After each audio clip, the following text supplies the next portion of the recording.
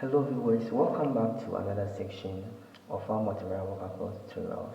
In this video, we are going to find a quick way to determine if the vector fields you have are conservative or not before you move ahead to find the potential function.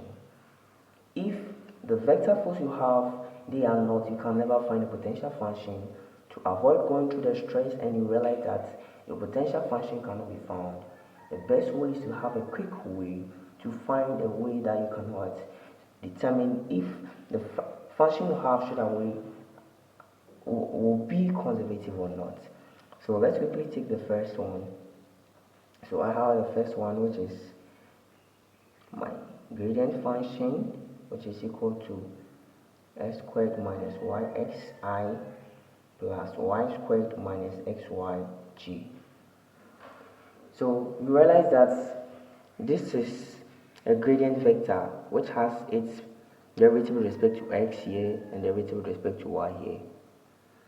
Now view this as exact differential equation. So I will entreat you to go back to your exact differential equation to see the similarity. So whenever you have this, to find a potential function, you've been asked to integrate back to the function which you differentiated to get this, right? But here, to determine about the conservative, let's say, to determine if it's conservative here, all that they are trying to do is they want to find a quick way which you can see that this gradient vector here can be converted to its potential function. As I said, this places a derivative with respect to s, derivative with respect to y. So, to determine if it's conservative, you are only going to differentiate the x part with respect to y and the y part with respect to what? X. So, you're going to find d of fx with respect to y, then d of fy with respect to x. If these two are equal, then you see it is conservative. And as I was saying, this is similar to exact differential equation in that if you want to determine if the function is exact, this is the same approach you go. So let's quickly see. To find our d of fx over dy, we're going to take this function. If you see this function you want to differentiate with respect to y, anything which is x or anything which is not y becomes what? A constant. So this is a constant and it will turn 0. But this here is a constant x, but when you differentiate this you get negative what? X, right? Now let's find our d of fy over d what? X. When I come here, since I'm differentiating with respect to y, anything which is not x becomes 0. This is 0, but I'll end up getting negative y. Since my negative x is not equal to negative y, then I'll say this is not conservative. So let's check the second part of this tutorial. I have fxy. This is equal to 2x e to the power xy plus s squared y e to the power xy I plus s cubed e to the power xy plus 2yg. So since we have this and I've explained earlier on, I'll quickly move on finding my d of fx over dy. That is, I'll take this and differentiate with respect to y. And that is, if you see any x, it becomes a constant. Now I have x here as a constant, but I have y here. So I'll have this differentiated, and I'll get 2x multiplying the x, then e to the power xy, right? Then plus, when I come here, I want to differentiate with respect to y. I have a function y here, which is a monomial, a function which has a power y, which is exponential. That becomes a product rule. Take note.